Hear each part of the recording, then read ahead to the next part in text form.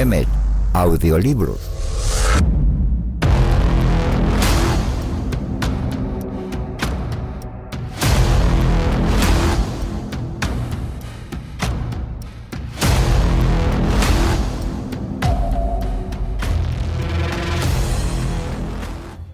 Kybalión, capítulo 7.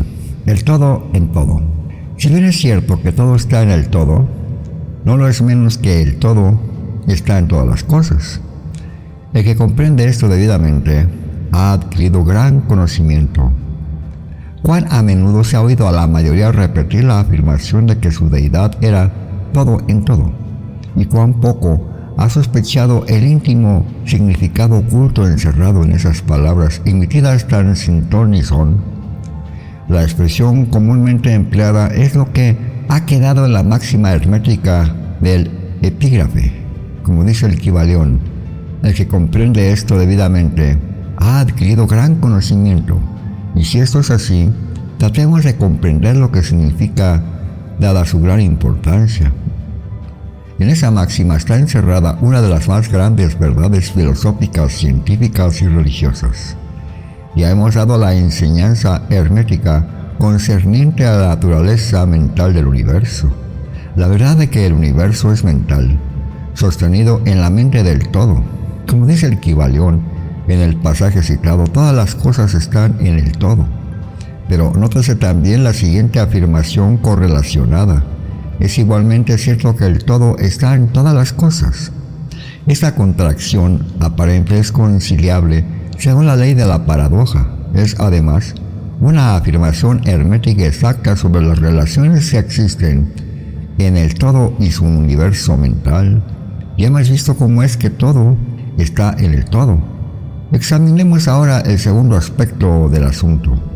La doctrina hermética indica que el todo es inminente e inherente al universo, así como en toda parte, partícula, unidad o combinación dentro del universo. Los maestros suelen ilustrar este postulado refiriéndose al principio de correspondencia. El instructor pide al estudiante que forme una imagen mental de algo, de una persona, una idea o alguna cosa que tenga forma mental, siendo el ejemplo preferido el de un autor que se está formando una idea de los personajes, el de un pintor o escultor que está creando la imagen mental de lo que trata de expresar con su arte. En cada caso el estudiante verá que aunque la imagen tiene existencia y ser única dentro de su propia mente, sin embargo el estudiante mismo, autor, pintor o escultor, es en cierto sentido inmanente en dicha imagen. En otras palabras, toda la virtud, vida, espíritu o realidad de la imagen mental se deriva de la inmanente mente del pensador. Meditemos esto un instante hasta que se comprenda bien la idea. Empleando otro ejemplo, podemos decir que Otelo, Iago, Hamlet, Lear, Richard III, etc. existieron en la mente de Shakespeare en el momento de su concepción o creación. Y sin embargo, Shakespeare existió también dentro de cada uno de esos personajes, dándole su vitalidad, su espíritu y su acción. ¿Cuál es el espíritu de los personajes que conocemos como Micawber, Oliver Twist, Uriah Heep? ¿Es Charles Dickens o tiene cada uno de ellos un espíritu personal, independientemente de su creador? Tienen la Venus de Médicis, la Madonna Sixtina, el Apolo de Belvedere, espíritu y realidad propios, o representan los poderes mentales y espirituales de sus creadores. La ley de la paradoja explica que ambas proposiciones son ciertas, consideradas desde los puntos de vista apropiados. Micawber es a la vez Micawber y Dickens, y mientras puede decirse que Micawber es Dickens, Dickens no es idéntico a Micawber. El hombre, como Micawber, puede exclamar: el espíritu de mi creador me es inherente y sin embargo, yo no soy él. Eso es muy diferente de la chocante media verdad que clamorosamente anuncian algunos medios sabios, diciendo: yo soy Dios. Imaginad al pobre Micawber o al rapero Uriah Heep exclamando: yo soy Dickens, o a cualquier otro personaje de las obras de Shakespeare anunciando: yo soy Shakespeare. El todo está en la lombriz, pero la lombriz está muy lejos de ser el todo. Pero aunque la lombriz exista meramente como una pequeña cosa creada y teniendo su ser únicamente en la mente del todo, el todo es inmanente a ella, así como en las partículas que la componen. Puede haber algún misterio mayor que el encerrado en esa proposición. Todo está en el todo y el todo está en todo. El estudiante comprenderá, por supuesto, que las ilustraciones dadas más arriba son necesariamente imperfectas e inadecuadas, porque representan la creación de imágenes mentales en mentes finitas, mientras que el universo es la creación de una mente infinita y la diferencia entre los dos polos la separa. Y sin embargo es solo cuestión de grado. El mismo principio es el que opera. El principio de correspondencia se manifiesta en cada una. Como es arriba es abajo, como es abajo es arriba. Y en proporción a la realización que obtenga el hombre de la existencia del espíritu subyacente, inmanente en su propio ser, se eleva en la escala de la vida. Eso es lo que significa el desarrollo espiritual, el reconocimiento, la realización y la manifestación del espíritu interno.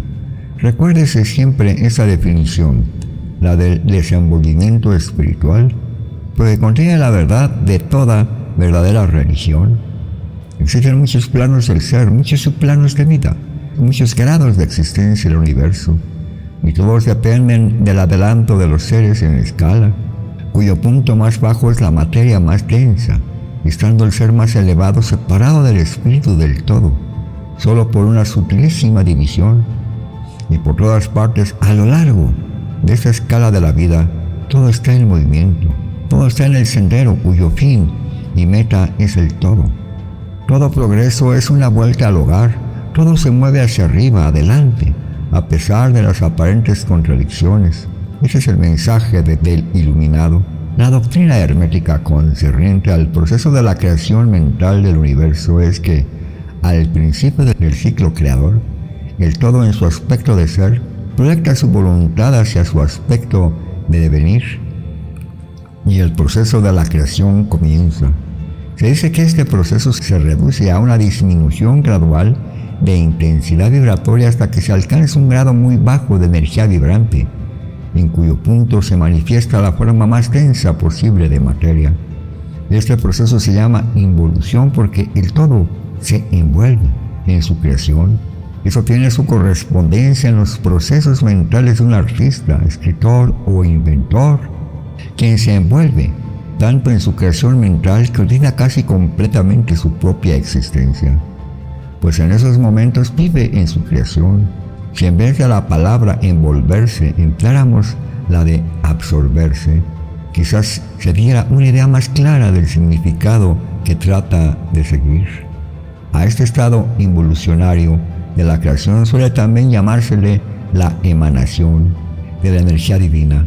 Así como el estado evolucionario se denomina absorción, al polo más extremo del proceso creador se le considera como el más separado del todo, en tanto que el principio del estado evolutivo es mirado como un retorno de la oscilación del péndulo del ritmo, como una vuelta al hogar.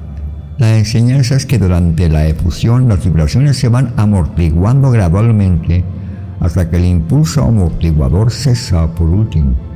Y entonces se produce el retorno de la oscilación pendular.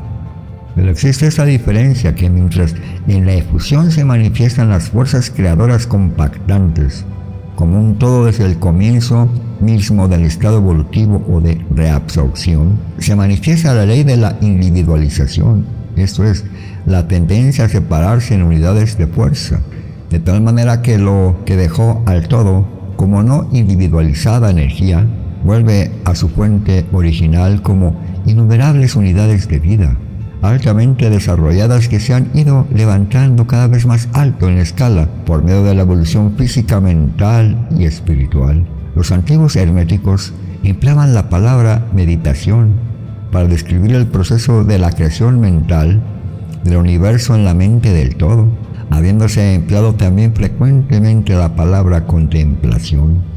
Pero la idea que parece surgir es la del empleo de la atención divina. Atención, Es una palabra derivada de la raíz latina que significa alcanzar y llegar.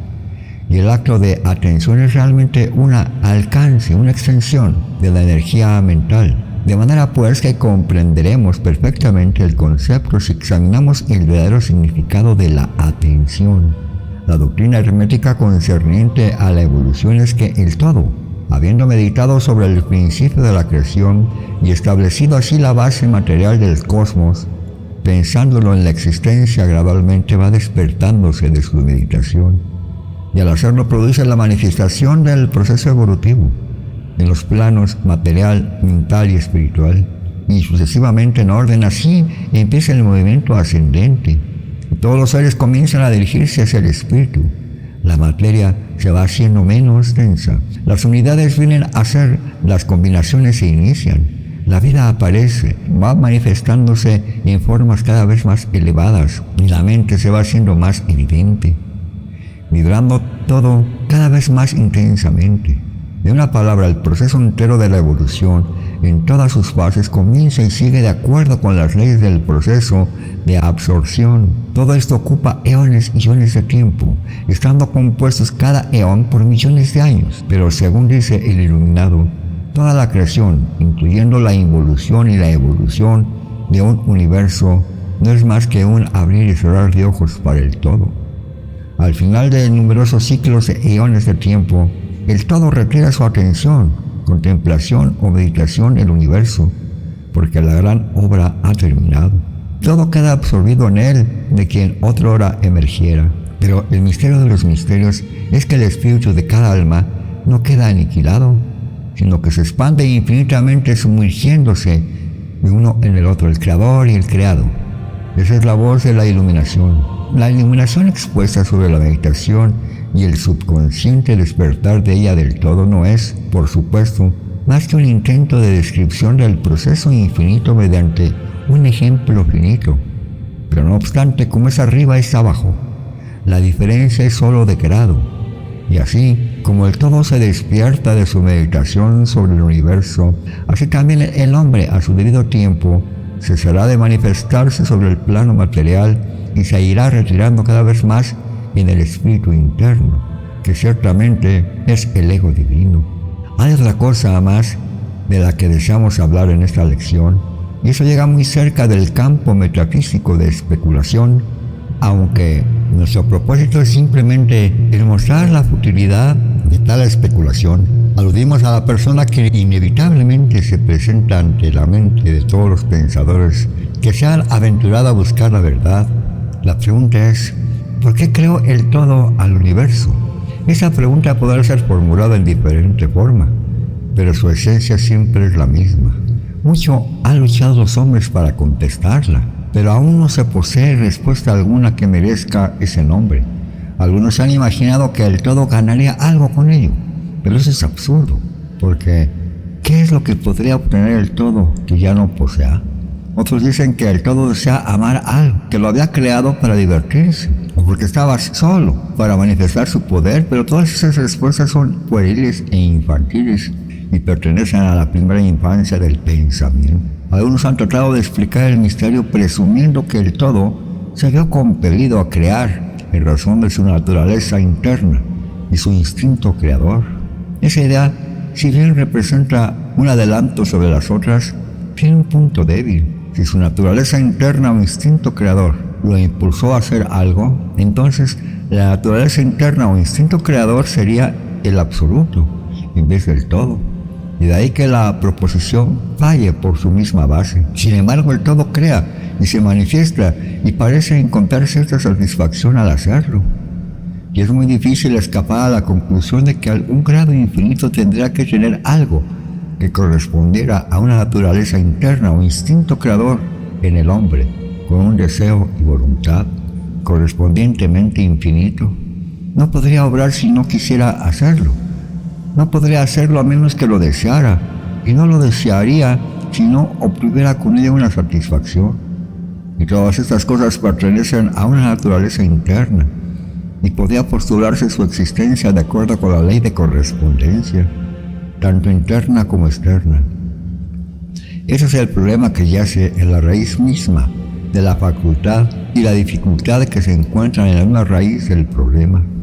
Exactamente hablando, no puede decirse que haya ninguna razón para obrar, porque una razón implica una causa, y el todo está por encima de la causa y del efecto, salvo cuando su voluntad misma se convierte en una causa, en cuyo momento el principio se pone en movimiento. De manera pues que no puede pensarse en el mismo asunto porque como el mismo todo es incognoscible, así como nos vemos obligados a decir simplemente el todo es así también, solo podemos decir que el todo obra porque obra, y en último término el todo es la razón en sí mismo, y puede decirse en verdad que él es su propia razón y su propia ley, su propio pacto, mejor aún, que el todo, su razón, su acto y su ley son uno, siendo las palabras diferentes nombres de la misma cosa. En opinión de los que esto escriben, la respuesta se halla encerrada en el íntimo ser del todo, en su ser secreto. La ley de correspondencia, en nuestra opinión, solo llega al aspecto del todo, que denominamos el aspecto de devenir o de estado. Tras ese aspecto está el del ser, en el cual todas las leyes se pierden. En la ley, todos los principios y el principio y el todo, el principio y el ser son idénticos, uno y lo mismo. Por consiguiente, toda especulación metafísica sobre el punto es fútil. Si nos ocupamos aquí de la cuestión es solo para mostrar que si bien reconocemos el hecho, reconocemos también lo absurdo de las respuestas dadas por metafísicos y teólogos. En conclusión, podrá ser de interés para los estudiantes el saber que en tanto que algunos de los antiguos y modernos instructores herméticos se inclinan más bien a practicar el principio de correspondencia a la cuestión, que da por resultado la naturaleza interna, la ley dice que Hermes, el Grande, cuando le fue hecha esa pregunta por algunos de sus más avanzados estudiantes, contestó apretando los labios fuertemente y no diciendo una palabra, como si indicara que no había respuesta. Pero también puede ser que quisiera explicar el axioma de esta filosofía que dice que los labios de la sabiduría permanecen cerrados, excepto para los oídos del entendimiento, en la creencia de que aún sus más aventajados discípulos no poseían la comprensión necesaria que los calificara para esa enseñanza. De cualquier manera, si Hermes poseyó el secreto, no lo comunicó, y por lo menos en lo que al mundo concierne, los labios de Hermes están cerrados al respecto. Y si Hermes el Grande vaciló en hablar, ¿quién sería el osado mortal que tratara de enseñarlo? Pero recordémoslo, cualquiera que sea la respuesta de este problema, si es que hay alguna, la verdad es que, si bien es cierto que todo está en el todo, no lo es menos que el todo está en todas las cosas. La proporción en este punto es enfática. Y para terminar, repetiremos las palabras de la cita. El que comprenda esto debidamente ha adquirido gran conocimiento. Capítulo 7.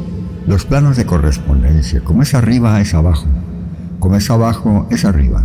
El segundo principio hermético encierra la verdad de que existe entre los diversos planos de manifestación de la vida y del ser una armonía, concordancia y correspondencia. Esta verdad lo es porque todo cuanto hay en el universo emanó de la misma fuente, y las mismas leyes, principios y características se aplican en cada unidad o combinación de unidades de actividad, conforme cada una manifiesta su propio fenómeno en su propio plano.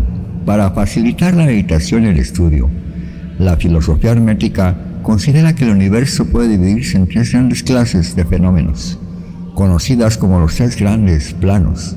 1. Plano físico. 2. El plano mental. 3.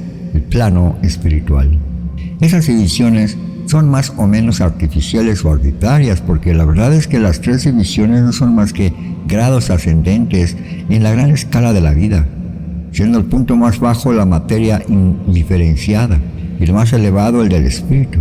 Y además los diferentes planos se esfuman unos en otros, de manera que no puede establecerse una división firme y nítida entre la parte superior del plano físico y la inferior del mental. En una palabra, los tres grandes planos pueden ser considerados como tres grandes grupos de grados de vida en manifestación. Y aunque el propósito de este libro no nos permite entrar en una explicación extensa de los mismos, veremos una descripción general de ellos. Para iniciar podemos considerar la pregunta tan a menudo formulada por el neófito, que desea saber lo que significa realmente la palabra plano, término que se usa libremente y que apenas ha sido explicado en muchas obras de ocultismo. La pregunta se formula generalmente así: ¿un plano es un lugar que tiene dimensiones o no es más que una condición o estado? Y podemos contestar: no es un lugar ni una dimensión ordinaria de espacio, pero, sin embargo, es más que un estado o condición. Puede ser considerado como un estado o condición, pero, no obstante, el estado o condición es un grado dimensional, es una escala, y está sujeto a medida. Parecerá que esto quizás sea una paradoja, pero examinemos el punto. Una dimensión es una medida en línea recta, relacionada con una medida base, etc. Las dimensiones ordinarias de espacio son longitud o largo, latitud o ancho y grosor o altura. Pero existe otra dimensión de las cosas creadas, o medida en la línea recta, conocida por los ocultistas y también por los hombres de ciencia, aunque estos últimos no le hayan dado todavía el nombre de dimensión. Esta nueva dimensión, que por el momento es la base de muchas especulaciones bajo el nombre de cuarta dimensión, es el tipo usado para determinar los grados o planos. Esta cuarta dimensión puede ser denominada la de la vibración. Es un hecho bien conocido para la ciencia moderna, así como los hermetistas, quienes han encerrado esa verdad en su tercer principio, que todo está en movimiento, todo vibra, nada está en reposo, desde la más elevada manifestación hasta la más baja. Todas las cosas vibran, y no solamente vibran con diferentes intensidades, sino en diferentes dimensiones y de diferente manera. Los grados de intensidad vibratoria constituyen los grados para medir en la escala de vibraciones, o sea, los grados de la cuarta dimensión. Todos estos grados forman lo que los ocultistas llaman planos.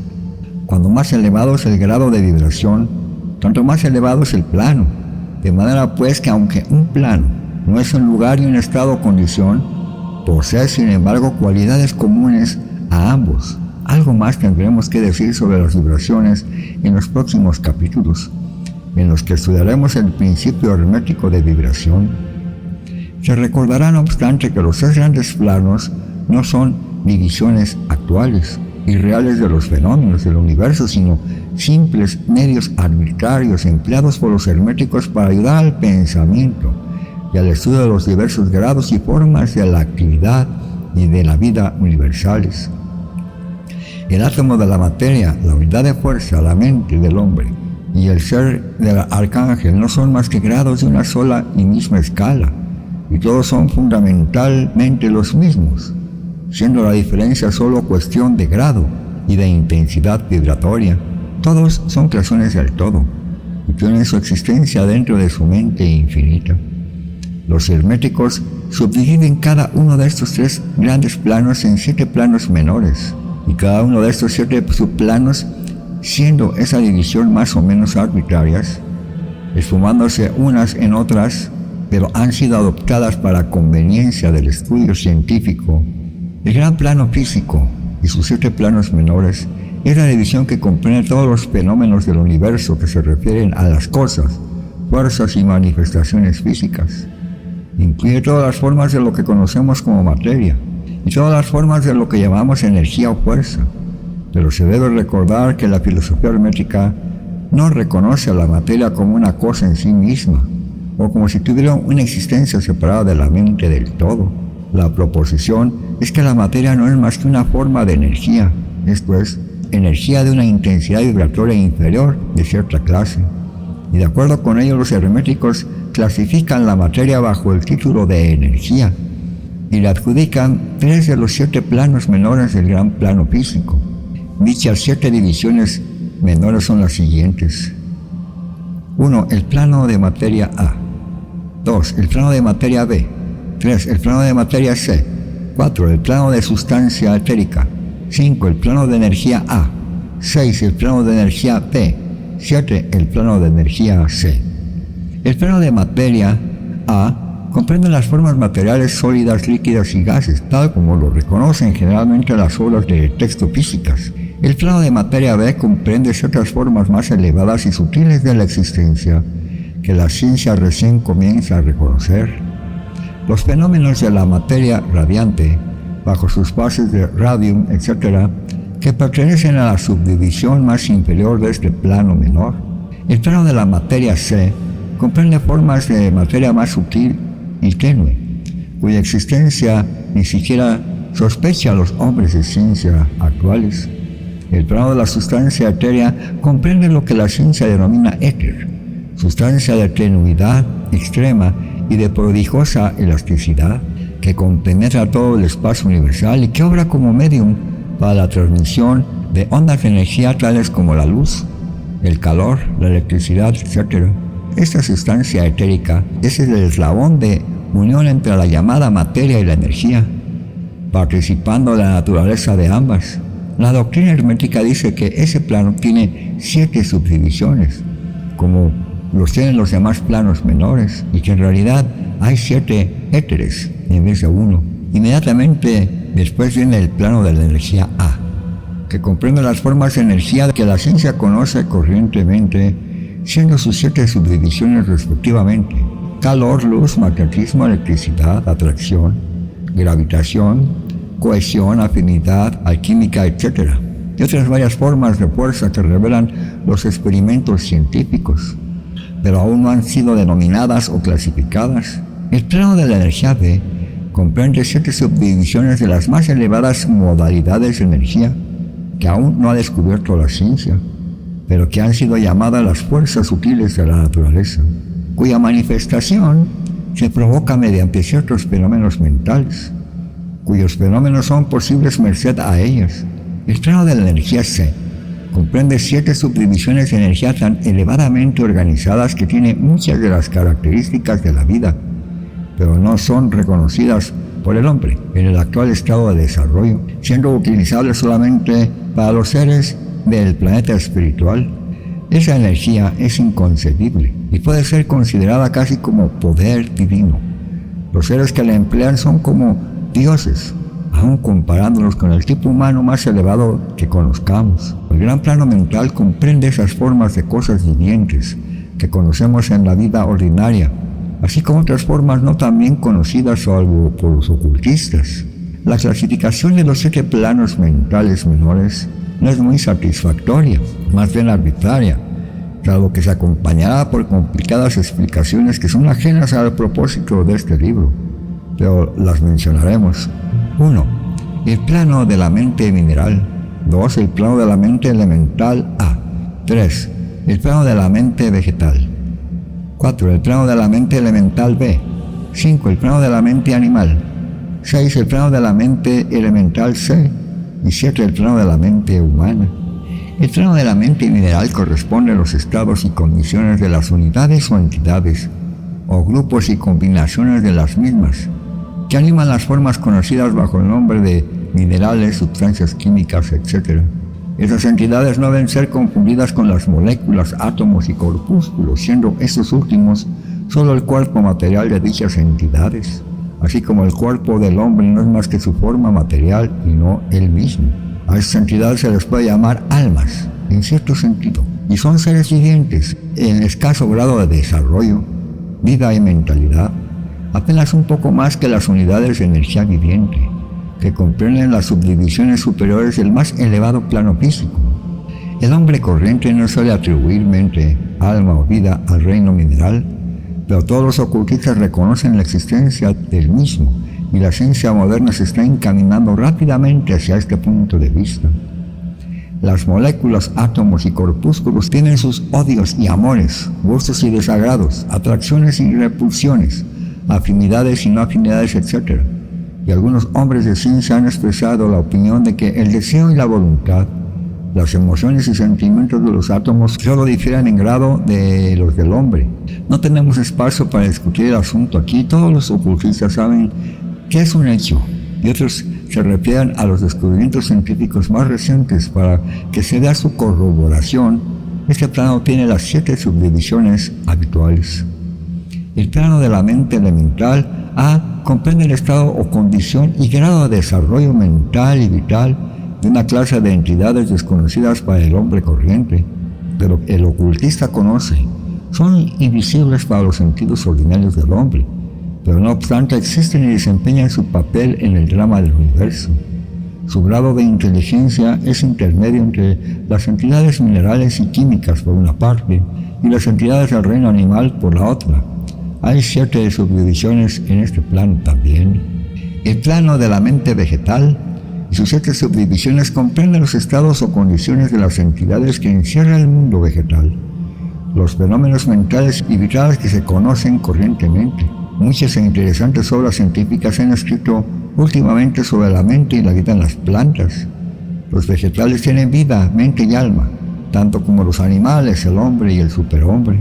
El plano de la mente elemental B y sus 7 subdivisiones comprenden los estados y condiciones de una forma de elementales o entidades invisibles que hacen su obra en el universo, cuya mente y vitalidad forma parte de la escala entre el plano de la mente vegetal y el plano de la mente animal, participando dichas entidades de la naturaleza de ambos. El plano de la mente animal y sus 7 subdivisiones comprende los estados y condiciones de las entidades, seres o almas que animan los cuerpos vivientes de los animales y que son familiares a todos. No es necesario entrar en detalle concerniente a este reino o plano de vida, porque el mundo animal no es tan familiar como el nuestro propio.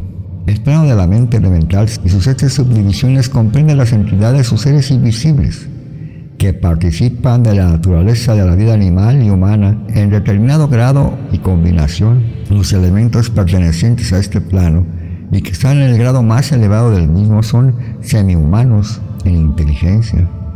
El plano de la mente humana y sus 7 subdivisiones corresponden a las manifestaciones de la vida y mentalidad que son comunes al hombre en sus varios grados o divisiones. En este punto debemos indicar el hecho de que el hombre corriente actual ocupa la 4ª subdivisión del plano de la mente humana, y solo los más inteligentes han cruzado los límites de la 5ª subdivisión. Millones de años ha empleado la raza para alcanzar este estadio, y tardará muchos años más en llegar a las subdivisiones 6ª y 7ª, pero debemos recordar que ha habido razas anteriores a las nuestras que han pasado por esos grados y después más allá de ellos. Nuestra propia raza es la 5ª, con más los rezagados de la 4ª, que huella el sendero. En ella ha habido unas cuantas almas avanzadas que han sobrepasado a la masa, han llegado a la 6ª y hasta la 7ª subdivisión, y algunos un poco más allá todavía. El hombre de la 6ª subdivisión será el superhombre, y el de la 7ª el ultrahombre. Al considerar los 7 planos mentales menores nos hemos referido a los 3 planos elementales en un sentido general. No deseamos entrar en mayores detalles en esta obra porque el asunto no pertenece a este plano de la filosofía y enseñanzas generales. Hemos dicho esto para dar una idea un poco más clara de las relaciones de estos planos con los que más nos familiarizamos. Los planos elementales guardan la misma relación en mentalidad y vitalidad que los planos minerales, vegetal, animal y humano, que las teclas negras de un piano con las blancas. Las teclas blancas bastan para producir música, pero hay ciertas escalas, melodías y armonías en las que las teclas negras desempeñan su parte, siendo necesaria su presencia. Son también necesarias como eslabones de unión en las condiciones anímicas o estados de ser diversos entre los demás planos, alcanzándose así ciertas formas de desenvolvimiento. Y este hecho dará al lector que pueda leer entre líneas una luz nueva sobre el proceso de la evolución, una nueva clave para la secreta puerta de la vida que se oculta entre reino y reino. Todos los ocultistas conocen perfectamente esos grandes reinos de elementales y las obras esotéricas que están llenas de alusiones a los mismos. Los que hayan leído Sononi, de Bulwer Lytton y otras leyendas similares reconocerán a esas entidades pertenecientes a los mencionados planos de la vida. Pasando del gran plano mental al gran plano espiritual, ¿qué es lo que podremos decir? ¿Cómo podremos explicar esos elevados estados del ser, de la vida y de la mentalidad a mentes que todavía son incapaces de comprender las subdivisiones más elevadas del plano de la mente humana? Esa tarea es imposible. Solo podemos hablar en los términos más generales. ¿Cómo podría describirse la luz a un hombre que haya nacido ciego? ¿Cómo explicar el azúcar a quien nunca ha probado algo dulce? ¿Cómo hablar de armonía a un sordo? Todo lo que podemos decir es que los 7 planos menores del gran plano espiritual, cada uno de los cuales tiene las usuales 7 subdivisiones, comprenden seres tan superiores al hombre actual, como este último es superior al gusano, quizás a formas aún inferiores. La idea de esos seres trasciende tanto a la nuestra que ni siquiera podemos pensar en los detalles de las mismas. Su mente es tan elevada que por ellos nosotros apenas si pensamos y nuestros procesos mentales esparcen puros procesos materiales. La materia que forma sus cuerpos es el plano más elevado. Y algunos se dicen que están envueltos por pura energía. ¿Qué es lo que podría decirse sobre tales seres? En los 7 planos menores del gran plano espiritual existen seres de quien hablamos como ángeles, arcángeles o semidioses. En los planos menores e inferiores viven aquellos a quienes damos el nombre de maestros y adeptos. Sobre ellos están las grandes jerarquías de huestes angélicas inconcebibles para el hombre. Y sobre ellos están los que sin irreverencia alguna podrán llamarse dioses. Pues su grado de elevación en la escala es tan alto, tan grande su poder e inteligencia, que sobrepasan todas las concepciones que el hombre ya ha formado sobre la deidad. Esos hombres están de todo cuanto se pueda imaginar, siendo la palabra divino la única que se le podría aplicar. Muchos de esos seres, incluso las huestes angelicales, tienen sumo interés por las cosas del universo y desempeñan un papel importantísimo en sus procesos. Esas invisibles divinidades y auxiliares angélicas ejercen su influencia libremente y poderosamente en la obra de la evolución y del progreso cósmico. Su intervención ocasional y auxilio directo en los asuntos humanos ha dado origen a muchas leyendas, creencias, religiones y tradiciones de las razas pasadas y actuales. Han superpuesto su conocimiento y poder sobre el mundo una y otra vez, todo bajo la ley del todo, por supuesto. Pero sin embargo, aún esos elevadísimos seres existen meramente como creaciones de la mente del todo, que están sujetos a los procesos cósmicos y a las leyes universales. Son todavía mortales, podemos llamarlos dioses, si no nos agrada, pero no son más que nuestros hermanos mayores, las almas avanzadas que han sobrepasado a sus compañeros, compañeras, y que han renunciado temporalmente al éxtasis de la absorción en el todo, para poder ayudar a la raza en su ascendente jornada en el sendero, pero pertenecen al universo y están sujetos a sus condiciones. Son mortales y su plano es inferior al del espíritu absoluto. Solo los herméticos más avanzados son capaces de comprender las enseñanzas secretas concernientes al estado de existencia de los poderes manifestados en los planos espirituales. El fenómeno es tan superior al que se produce en los planos mentales que cualquier intento de descripción solo servirá para producir una gran confusión de ideas. Únicamente aquellos cuya mentalidad ha sido cuidadosamente educada en la filosofía hermética durante años enteros, y los que han traído consigo de encarnaciones anteriores el conocimiento adquirido previamente, pueden comprender adecuadamente lo que significan las enseñanzas referentes a los planos espirituales, y muchas de ellas las guardan celosamente los herméticos por consideradas demasiado sagradas, importantes y hasta peligrosas, como para divulgarlas públicamente. El estudiante inteligente comprenderá lo que eso significa si dijéramos que el significado de la palabra espíritu, tal como lo usan los herméticos, es sinónimo de poder viviente, de fuerza animada, de esencia interna o vital, etc. Significa que no debe confundirse con lo que generalmente se atribuye al término en cuestión de religioso, eclesiástico, espiritual, etéreo, santo, etc.